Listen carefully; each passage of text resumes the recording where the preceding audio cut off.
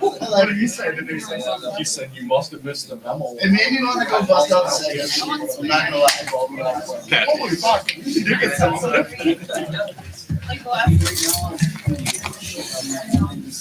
Welcome to 2218's Saturday night speaker meeting. This is an open meeting and all are welcome. I'm Tad and I'm a drug addict.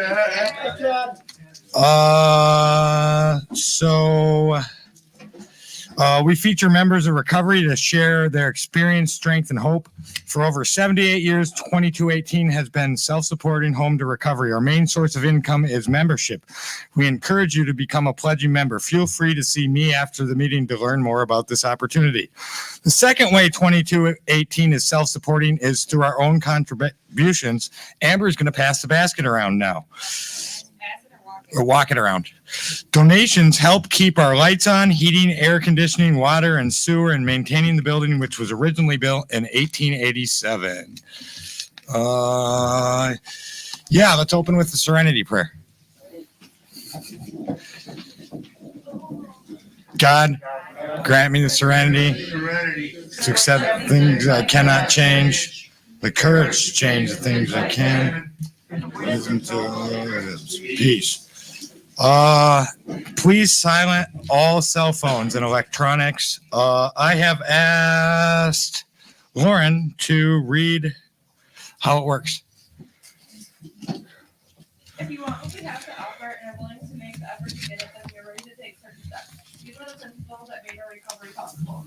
1, we admitted we were powerless over our addiction, that our lives can become manageable. 2, we came to believe that a power greater than ourselves could restore our sanity. 3, we made a decision to turn our will and our lives over to fear of God as we understood Him. 4, we made a searching and fearless moral inventory of ourselves. 5, we admitted to God, to ourselves, and to another human being the exact nature of our wrongs. 6, we were entirely ready to have God remove all these defects of character. 7, we humbly asked Him to remove our shortcomings. 8, we made a list of all persons we had harmed, became willing to make amends to them all. 9, we made direct amends to such people wherever possible, except when to do so would injure them and others. 10, we continued to take personal inventory, and when we were wrong, promptly admitted it. 11, we sought through prayer and meditation to improve our conscious contact with God as we understood Him, paying only for knowledge of His will for us and the power to carry that out. 12, having had a spiritual awakening, as a result of these steps, we try to carry this message to addicts and to practice these principles in all our affairs. It sounds like a big order and we can't do it all at once. Remember, we didn't become addicted in one day, so remember, easy does it. Let's do it, damn it. There's one thing more than anything else that will defeat us in our recovery. This is the attitude of indifference or intolerance to our spiritual principles. 3 of these that are indispensable are honesty, open-mindedness, and willingness. With these, we are well on our way. We feel that our approach to the disease of addiction is completely realistic, for the therapeutic value of one addict helping another is without parallel. We feel that our way is practical, for one addict can best understand and help another addict. We believe that the sooner we face our problems within our society and everyday living, just that much faster do we become acceptable, responsible, and productive members of our society. The only way to keep from returning to active addiction is to not take that first drug. If you are like us, you know that one is too many and 1,000 never enough. We put great emphasis on this, for we know that when we use drugs in any form or substitute one for another, we release our addiction all over again. What about firewater? Ew. Thinking of alcohol is different from other drugs has caused great many addicts to relapse. Before we came to NA, many of us viewed alcohol separately. But we cannot afford to be confused about this. Alcohol is a drug. We are people with the disease of addiction who must abstain from all drugs in order to recover. Thank you, Lauren. Thanks, Lauren. I have asked Brandon to read the clarity statement. I'm Brandon, alcoholic addict. That's Brandon. Brandon. NA clarity statement. When we were presented with a dilemma, when NA members identified themselves as addicts and alcoholics, or talk about living clean and sober, the clarity of the NA message is blurred. To speak in this manner suggests that there are 2 diseases, that one drug is somehow separate from the rest, requires special recognition. Narcotics Anonymous makes no distinction between drugs and or identification as addicts is all inclusive, which allows us to concentrate on our similarities and not our differences. Thanks, Brandon. Hey, if you have house cards or court slips, feel free to bring them up. I'll be sitting in the front row. or just hand them to Ember right now and I'll sign them and get them to you after the meeting. So I'm going to, I just want to say Phoenix helps put this on for 2218, Phoenix NA. We're every day at 6:30 except for Wednesdays. And we just want to thank everyone for showing up. If you haven't been, come check out Phoenix. It's a pretty cool meeting. And on behalf of the Board of Trustees, I just want to say thank you. And I'm going to introduce our speaker now.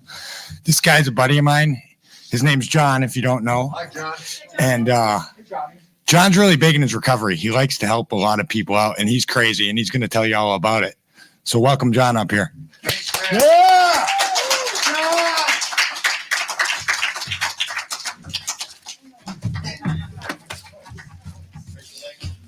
I'm John. I'm an addict. John. I always hate this sentence. We can't do it all at once. We didn't become addicted in one day, so remember, easy does it. I remember the first day I did meth more than the day I lost my virginity, than the day my kids were born, the day, you name it. Like, I can tell you that's probably my most vivid memory I have. I'm not going to spend a whole lot of time on my use. I've been there. I've done it. I've been everything from the homeless guy on the streets, thought he was cool selling drugs, to the guy who's at home hiding his drinking and trying not to let anybody know. Ever since I was a little kid, I'm nervous as fuck right now. If you guys don't like swearing, I apologize because I swear a lot. But yeah, ever since I was a little kid, I never really thought I fit in. I was always trying to fit in. I always wanted to be liked by people. I always wanted to be the cool kid. I started smoking weed when I was 9. I was selling weed by the time I was fucking 12. It was pretty much all downhill from there. But I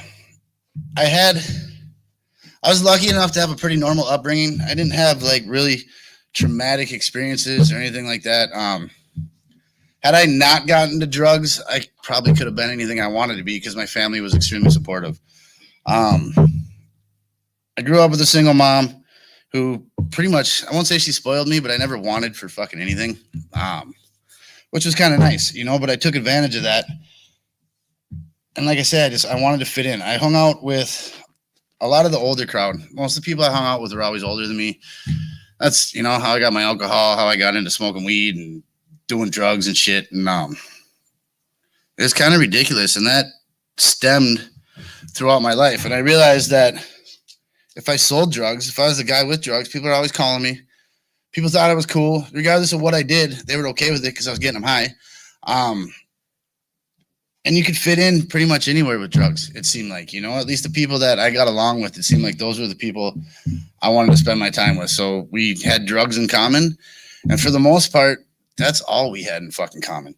I've been in and out of this program since I was probably 15, 16, somewhere in there.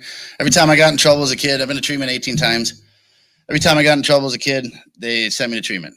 I go to treatment, do the little walk, do their little talk, which the nice part was, like, the more times I went to treatment, I could just go in there and be like, yep. I knew exactly what the fuck they wanted to hear, so I'd tell them it, and they'd kind of rush me through it, and I'd be back to doing what I wanted to do. As a kid, in my younger years, I thought I never really got this program because I never surrendered to it. I thought NA and AA was just a great place to get laid. So that's what I did, in my younger years. And I put together 2 years of sobriety. And then, see, somebody likes it. All right. Yeah, fuck off. So, I put together 2 years. At 17, I had a kid. Growing up, like I said, I had a single mom. I swore up and down I was never going to be like my sperm donor. And sadly, that's exactly what I became, and then some. I had a kid at 17. Wasn't really around much. I didn't even get to meet him or hold him until he was probably 6 months old. I fucked around for a lot. Like, I did a lot of dumb shit. I remember sitting in my room thinking it was okay. Kid sleeping on the floor right next to me, and I'm sitting there getting high with the cat, smoking meth. thinking this is perfectly normal. It's okay. You can't get a secondhand high from it. And then literally as far away, the kid's no further than this basket away from me. And I'm sitting there smoking meth. And I thought it was completely okay, that was normal. You know, people do this shit all the time. It'll be all right. I got nothing to worry about. That was fucked up.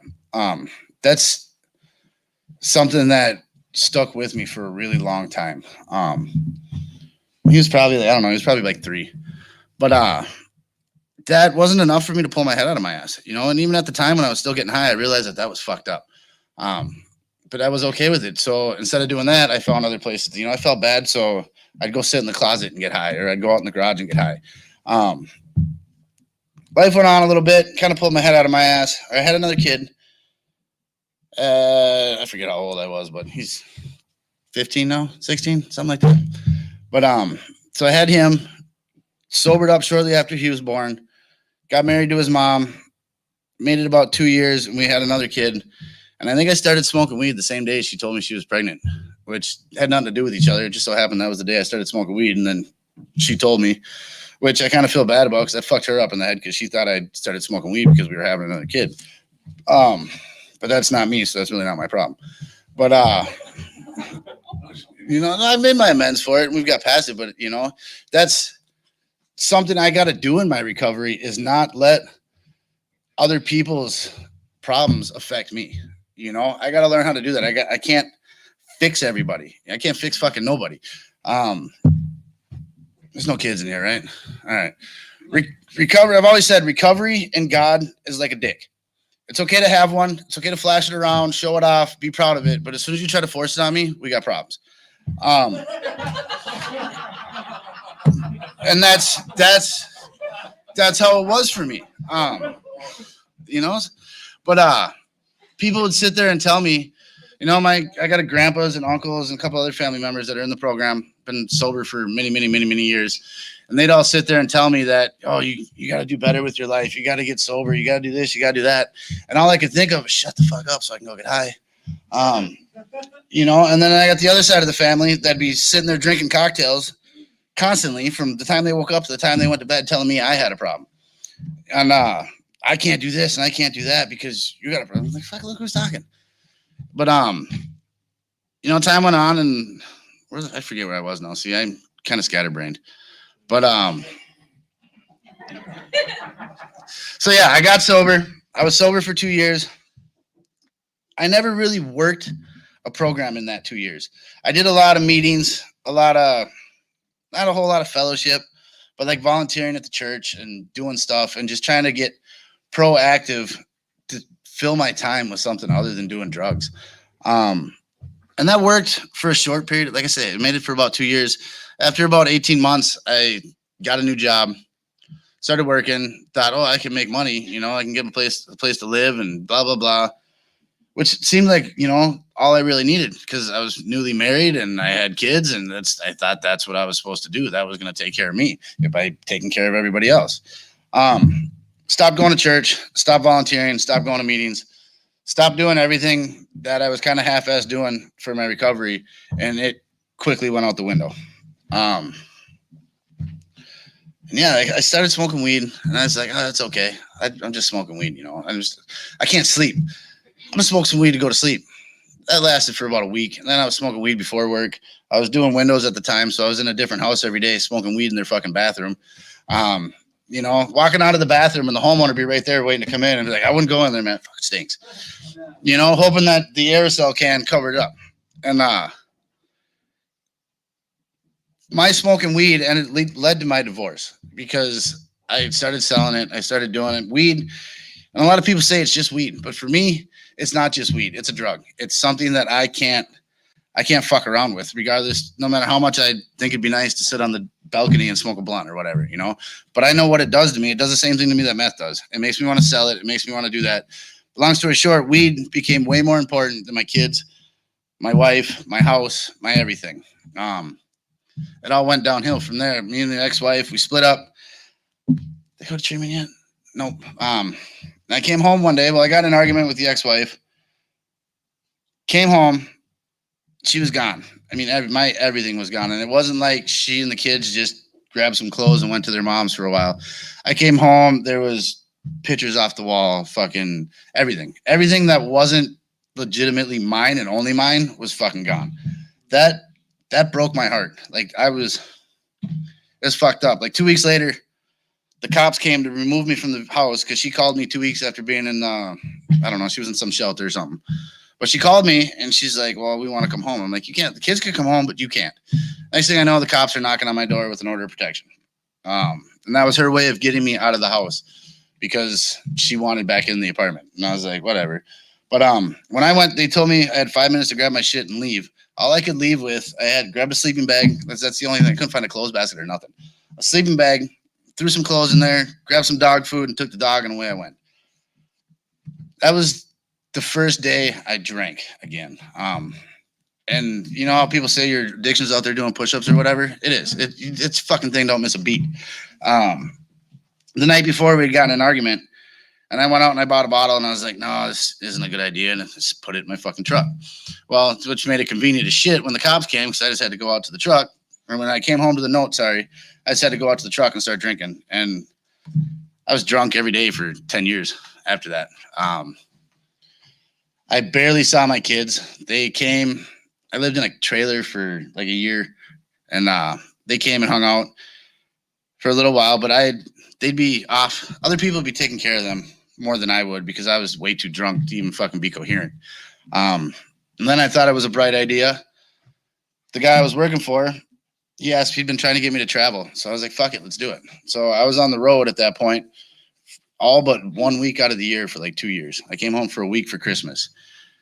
And that was 7 days of work, 12, 14-hour days, drink for 6, hopefully to get an hour or 2 or maybe 4 of sleep, get up and do it all over again. I can honestly say I've been to every state except for Alaska and Hawaii, and I don't remember fucking anything about any of them, which is kind of sad because I got paid to go see the country, and I don't remember a damn thing about it. Came home, was homeless. Well, I moved to Texas for a couple of years. Thought that was the fix, let me just change states. This is how unmanageable my life was. I was drunk, went out into a parking lot, met a chick, got to talking to her. See, this chicks will fuck everything up. Got to talking to her. I'm just saying, in my experience, I can only speak for myself. But I got to talking to this chick, and I jokingly was kind of like, you want to take a road trip to Texas tomorrow? She's like, yeah. So the next morning, some chick I don't even know, she could have been a serial killer or whatever. I get in the car. We're driving down to Texas. I went to Texas with a backpack to spend the weekend with my buddy who moved down there. I came home 2 years later. And that didn't fix shit, What's that? What happened to the chick? I sent her home after like the weekend. She's like, I gotta, and like, but that's a whole nother story. Catch me after and I'll tell you some stories about that. Yeah. But my addiction, I was hoping that moving away from everything, basically running away from anything and everything I knew was going to help. It didn't. It didn't change a fucking thing. I don't think I was sober a day. I went down there to try to get sober. That was the whole point. But I don't think I stayed sober a day. I found other, they say you can take an addict and put him somewhere he's never been. And took me fucking 30 minutes. I was getting high. I found people to drink with. I found exactly what I was looking for. Came back home, same shit, different day. Got into meth. I was looking for a place to stay. This dude was like, you can stay here with me. I had a job at the time. I was able to put a little bit of a normal life together. Had a job, started staying with this guy, knowing he smoked meth. But I was all high and mighty and on my soapbox that, I hadn't gone on to do with that. I'll be all right. I can stay away from that. Well, that's all fine and dandy until you come home drunk one night and there's a bunch of people wide awake and you want to be one of these people that just hangs out. It's like, fuck it, let me hit it. 2 weeks later, I called into my job on a Tuesday to apologize for not coming in Monday. I was like, oh, don't worry about it. Come on in. I went in. They basically told me to come in so they could fire me. Because on Monday, I had showed up. And they showed me pictures of me sleeping in the warehouse and doing just, passed out basically. And I was like, fuck, so I was losing days. I was losing time. I was losing my life. And that just continued, From that point, I was basically homeless. I was doing the couch hopping, doing I was in a whole bunch of relationships of convenience. Well, it was. I'd start fucking this chick because she's got a car. She can run around, get me place to place. I'd sleep with this chick because she's got a place to live, and that was what I was trying to do, was fix myself with women. And it didn't work because all of them got high. All of them like to get high, and that's what I like to do. So, like, once again, we had that in common. What happened, and then I got arrested, and I've been in and out of jail I don't know how many times. Like I said, I've been to treatment a bunch of times. I like to say it took an act of God in the county to get me sober, when really it was just an act of God, because I don't know how many times I went to the lockup and was high before I left the parking lot when I got out. This last time, and like, my disease was so bad, I was at a gas station at 2:30 in the morning because I couldn't find anybody that would let me in their house, walking around, but I was okay with it. I thought I was living my best life because I had dope in my pocket and a 2-liter of alcohol. So I was like, all right, I can deal with it. Got to go to the gas station to charge my phone. And I'm sitting there charging my phone, smoking a cigarette. Cop drives by, whips around, pulls into the gas station. This is in Anoka, and they all know me. And so I'm standing over there, seeing the cop come in, knowing I got warrants, knowing he saw me and turned around. That was the only reason he came back. I went into the bathroom, and I couldn't bring myself to get rid of the drugs, to get rid of anything I had in my pockets that could have saved me from being on felony probation. Because in the back of my head, there's that slim chance that I might not get arrested today. How pissed am I going to be if I go out there and this guy doesn't arrest me and now my drugs are in the toilet? Now I got no alcohol left. I was like, I'm going to be fucking pissed. Well, long story short, I came back out and Mr. Sheehy, put your hands behind your back, and here we go. I was like, all right. I got to jail, and that's when I surrendered. Not so much in Anoka County, but they transferred me to Ramsey County. And because of God, I I didn't really know anybody in Anoka County. I knew everybody, but I stayed away from them. I stayed in my room, little cell or whatever you want to call it, and I did a lot of reading. I read the big book. I read whatever I could find on spirituality, on God, on anything I could do to just kind of fill my time. And it saved me. That's why I say an act of God is what got me sober. Because then they transferred me to Ramsey County. And if any of you guys have ever been to fucking Ramsey County, that place is bullshit. It's a shithole. They call it the fucking tap out county for a reason, because you're on lockdown 23 hours a day. You get to go out for an hour, and you and 50 other guys got to try to fit a shower and a phone call into a fucking hour. And it's just a shit show. But I was sitting in the little holding bubble cell, whatever they call it, to go to court. There you go. And my public pretender came in, and he's like, yep, I'm going to fill out this paperwork. The prosecutor's on board. We're going to get you out of here today. I got all excited, yay! I'm going to get high by the time I fucking leave the parking lot again. And that's when I realized, this is fucked up. I was like, this isn't what I want to do. Right then and there, I prayed. Something I never, ever thought I would do. I mean, I'd prayed before. I was raised Catholic, blah, blah, blah. Did some prayers, but all my prayers up to this point were, God, get me through this. God, don't let me go to jail. God, let me stop puking. Keep me alive, and I'll never do this again. Those types of prayers. What do they call them? A foxhole prayer? And that was all I ever did. Never, just kind of hoping that, I don't know, maybe I'd have a stroke of luck. But this time, I genuinely prayed, not knowing if any one thing or if there was even a God at the time was listening or could do anything. But I said, keep me in jail. I'm not ready to go. If I leave right now, I'm going to be fucking high before, just like every other time. And so either there's a God, or the judge and the prosecuting attorney both got their period at the same time right before I fucking walked into the room, because they were not happy and I had to execute, which was the best thing that ever fucking happened to me. And from then on out, that opened my eyes to the thought of a higher power. Before that, I was the guy that would sit and argue with the Bible thumper who's walking through the parking lot in front of the Dollar Tree trying to tell you about God, that there wasn't a God. I would sit there for an hour and have a conversation with him why there wasn't a God.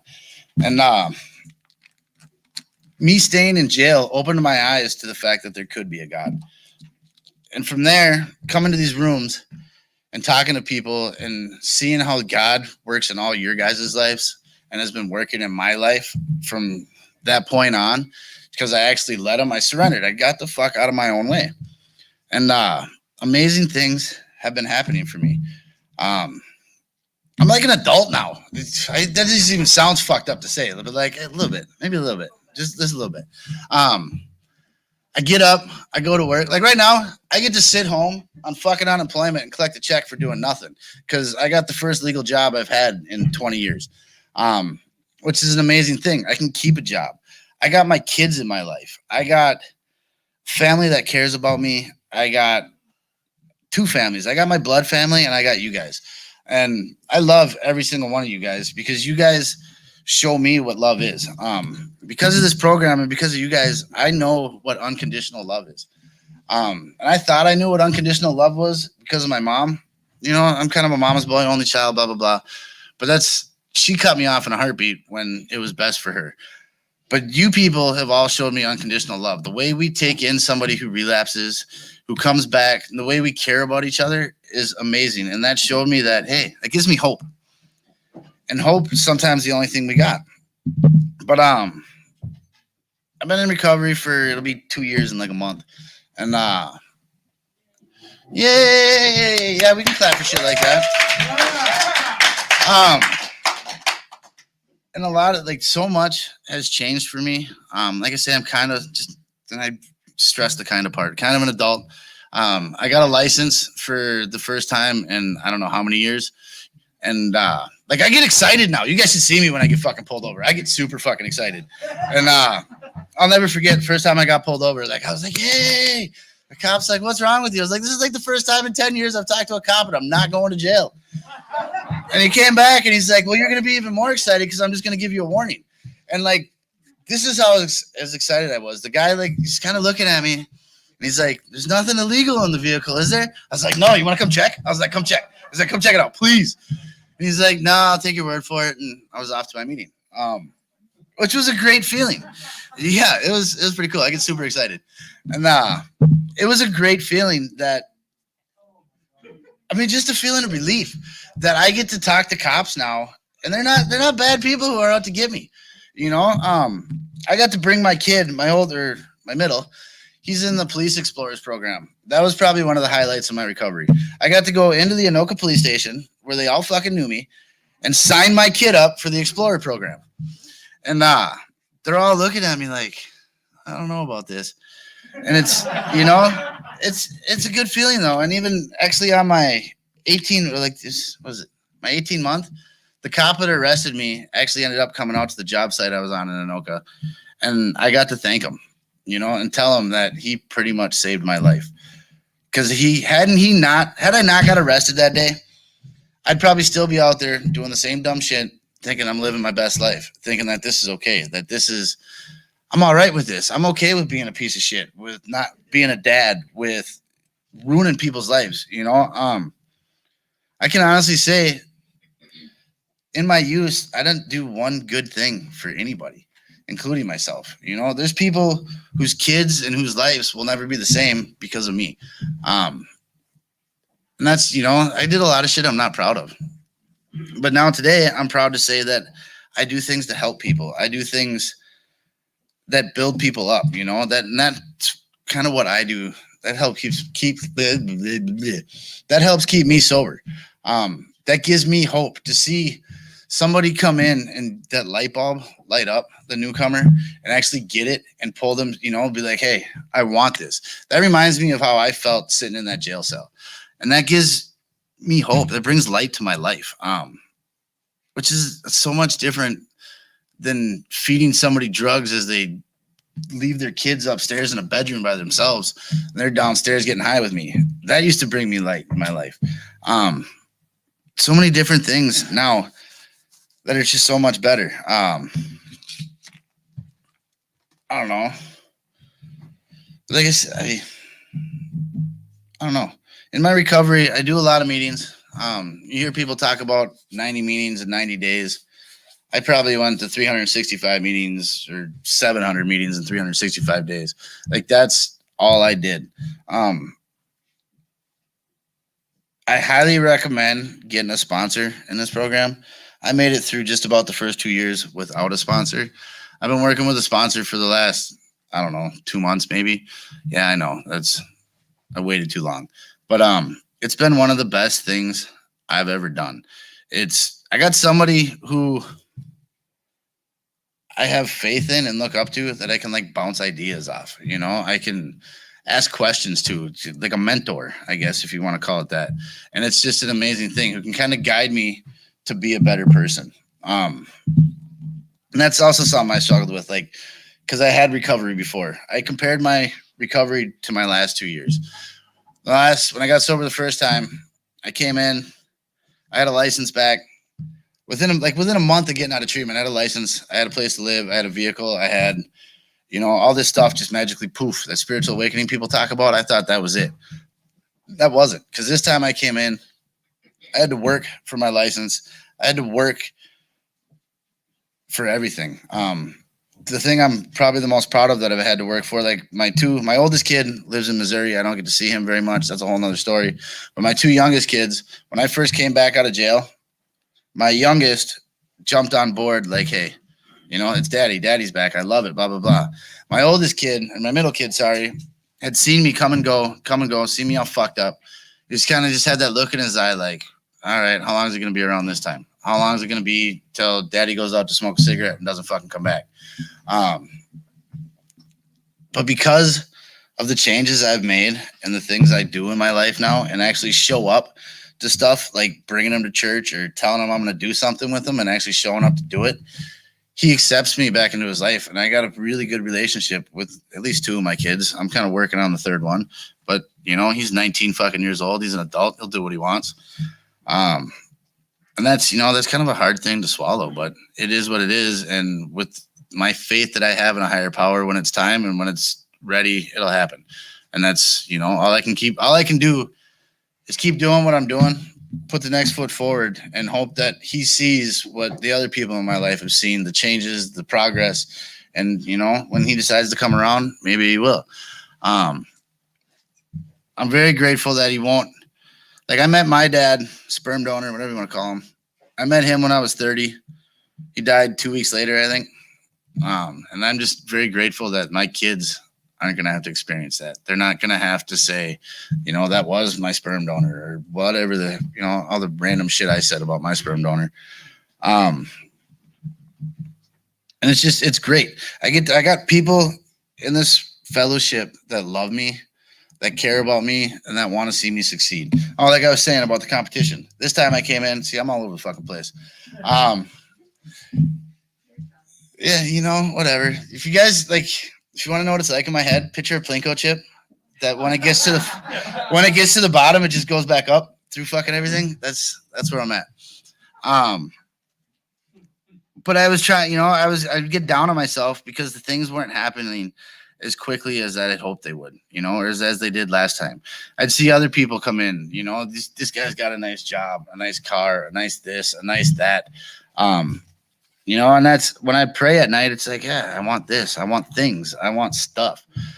And then I realized one day that I'm in competition with nobody but who I was yesterday. And that opened my eyes so much that all I got to do is be better than I was yesterday. And don't get me wrong, a lot of when I think of better, I thought, better meant, well, I got a job today, or better meant, I paid off a fine or whatever.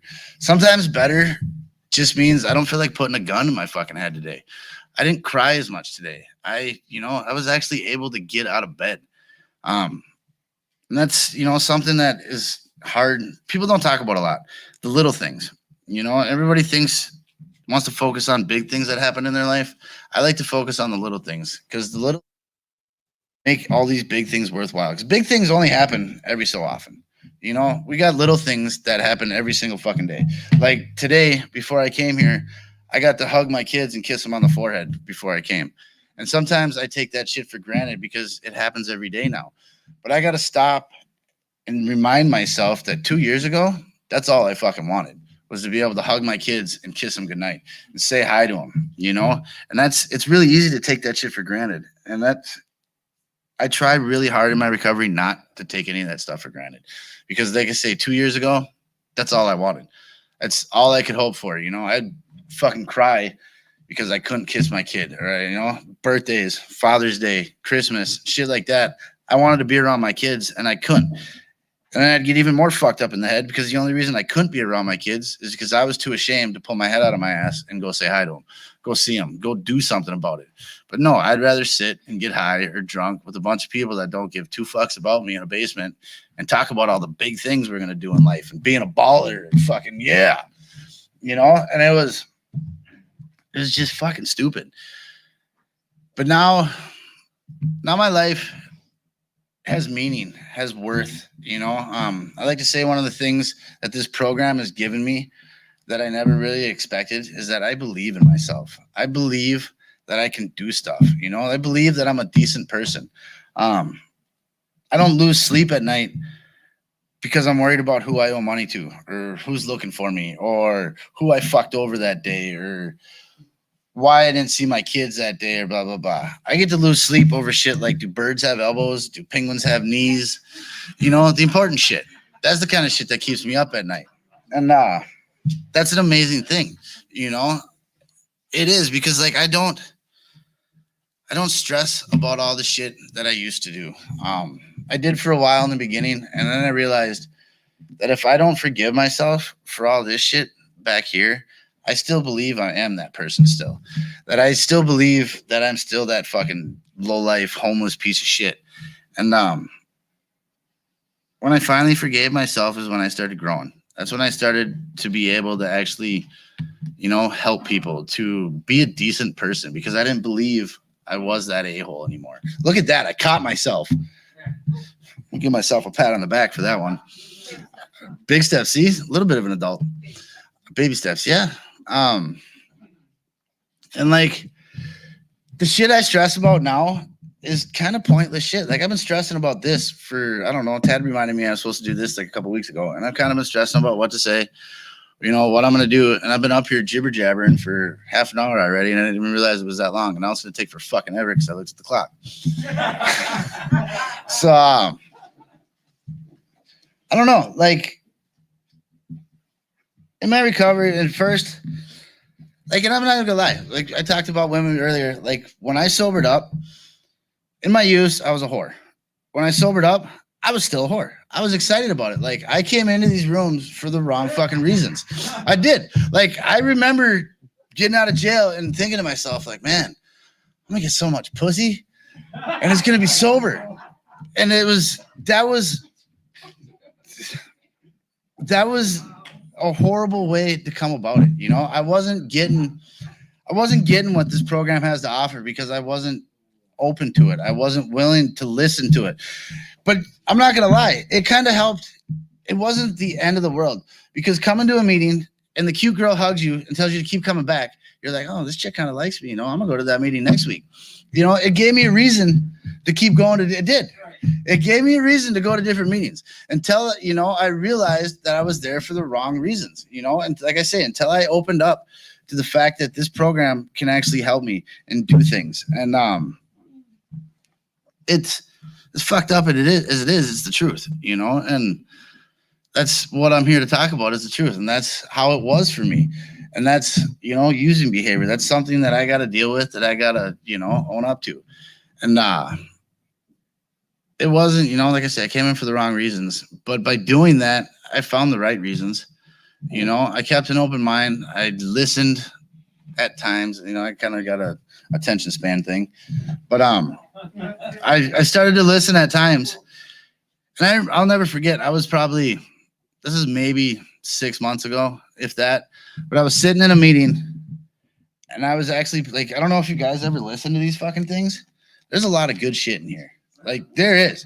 And I never, you know, because you hear them so many times, you know, I'm playing on my phone. I'm, you know, talking to the person next to me when the readings are going on. And one day I actually sat there and I listened to them, and I learned a whole bunch of shit, you know, all kinds of shit made sense. All kinds of shit made sense. Like if you just listen to some of these things, you know, some of these stupid sentences that, like I say, and you'll see it every meeting I go to when these readings are going on. People are playing, and I'm still guilty of it, playing on your phone, because we hear them every single day. But like I bring a meeting to River Place on Tuesdays and I make sure to bring these readings and I tell the guys, pay attention, you know, because for some of us, for me, for the longest time, this is the only time I spent in the book. The only time I spent in the book is what they were reading to me.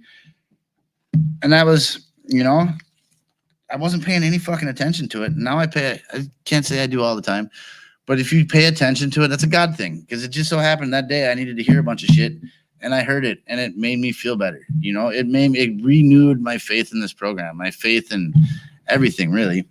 If you've never done it, I highly suggest you actually just put your phone down or leave it in the truck one day and listen to these readings. Pay attention. Don't, you know, every once in a while I'll try to sit away from everybody. You know, they say don't do that, but sometimes I got to do that to get away from it because I get distracted real fucking easy. And I got to get away from that so I can actually pay attention and get something helpful from these meetings. Yeah, I say a lot. I don't know. I don't really know what else to talk about.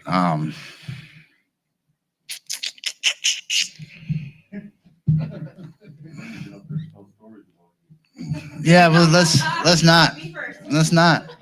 You know, but for in my recovery, you know, and everybody's recovery is different, but like that realization I had about not being in competition was one of the best things that's happened to me, because now I'm not comparing my recovery to Tad's recovery or to Brian. I can't even think of your name right now.